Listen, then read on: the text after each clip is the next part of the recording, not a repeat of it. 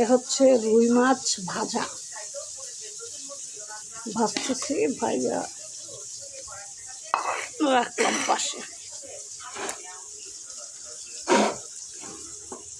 আজকে রুই মাছ, বড় রুই মাছ দিয়ে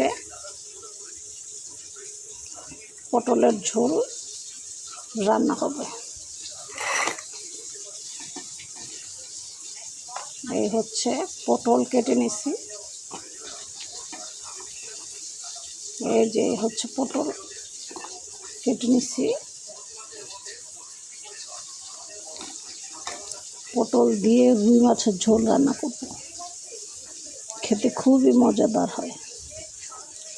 এভাবে সুন্দর করে কেটে নিতে হয়, তাহলে দেখতেও সুন্দর দেখা যায়, রান্না করলেও খেতেও খুব মজা হয়। ভিডিওটি ভালো লাগলে অবশ্যই লাইক সাবস্ক্রাইব করে মনির চ্যানেলের সাথে থাকবেন।